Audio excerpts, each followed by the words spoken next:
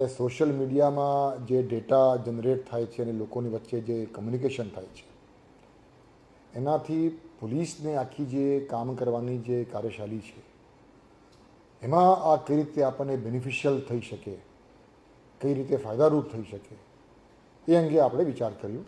અને વિચાર કર્યા પછી ગુજરાત પોલીસ તરફથી એક પ્રોજેક્ટ 1 માર્ચ 2025માં રોલ આઉટ કરવામાં આવ્યો. આ પ્રોજેક્ટનું નામ છે જીપી સ્મેશ. કોઈપણ વ્યક્તિને પોલીસ સાથે કોમ્યુનિકેટ કરવા હોય, એમની કોઈ રજૂઆત હોય, એમની કોઈ ફરિયાદ હોય, એમનો કોઈ અભિપ્રાય હોય, તો એ સોશિયલ મીડિયાના માધ્યમથી લોકો કરતા હોય છે.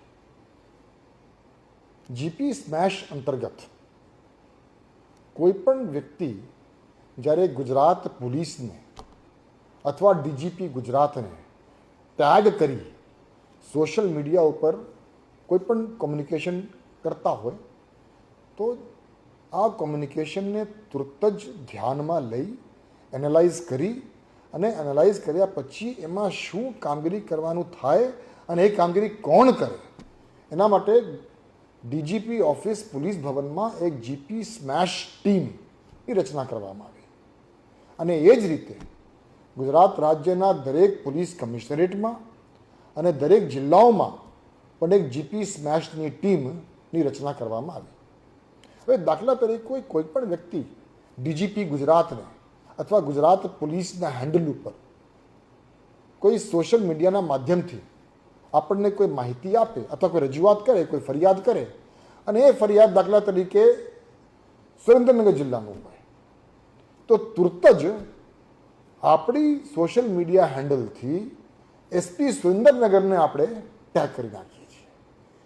એ ટેગ કરતાની સાથે એસપી સુરેન્દ્રનગરની ઓફિસની જીપી સ્મેશની ટીમના ધ્યાન ઉપર આવે તો એના ઉપરથી એ તાત્કાલિક ત્યાં કાર્યવાહી કરે અને આપણે જે એસપી સુરેન્દ્રનગરને જાણ કરીએ છીએ એ આપણે જે તે કમ્પ્લેનન્ટને, જે તે ફરિયાદીને પણ જાણ કરીએ છીએ કે તમારી જે કંઈ ફરિયાદ છે એ ફરિયાદ એસપી સુરેન્દ્રનગરને મોકલી આપવામાં આવી છે.